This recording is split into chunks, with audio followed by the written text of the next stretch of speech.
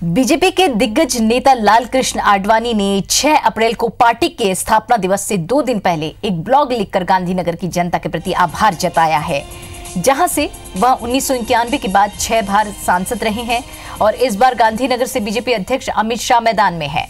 BJP के संस्थापक आडवाणी ने ब्लॉग में ये लिखा है कि उनकी जिंदगी का पथ प्रदर्शक सिद्धांत रहा है देश सबसे पहले, उसके बाद पार्टी और आखिर में खुद।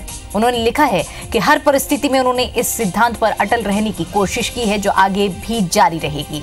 अब ये खास बात रही है कि गांधीनगर से बीजेपी का टिकट नहीं मिलने के बाद आडवाणी की यह पहली सार्वजनिक प्रतिक्रिया आई है और उन्होंने ये भी लिखा है कि अपने जन्म के बाद से ही बीजेपी ने खुद से राजनीतिक तौर पर असहमति रखने वालों को कभी दुश्मन नहीं माना, बल्कि उन्हें हमसे अलग विचार वाला माना है। और इसी तरह भारतीय राष्ट्रवाद की हमारी जो अवधारणा है उसमें हमने राजनीतिक तौर पर असहमत होने वालों को कभी देश विरोधी नहीं माना है। प्रधानमंत्री नरेंद्र मोदी ने आडवाणी के ब्लॉग की तारीफ करते हुए उन्हें महान नेता बताया है। मोदी ने ट्वीट किया है, आडवाणी जी ने बीजेपी का सही अर्थों में बहुत ही सटीक मतलब बताया है, विशेषकर देश पहले फिर पार्टी आखिर में स्वयं के पथ पर प्रदर्शक मंत्र को ये बताया है। मुझे बीजेपी कार्यकर्ता होने पर गर्व है और ये भी गर्व है कि एल.के. आडवाणी जैसे महान लोगों ने इसे मजबूत किया है।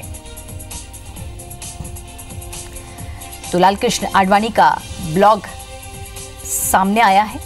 आडवाणी जी ने बीजेपी का सही अर्थ में बहुत ही सटीक मतलब बताया, ये कहा है प्रधानमंत्री नरेंद्र मोदी ने, और ये कहा है कि मुझे बीजेपी कार्यकर्ता होने पर गर्व है, और ये भी कहा है कि एल.के. आडवाणी जैसे महान लोगों ने इसे मजबूत बनाया है।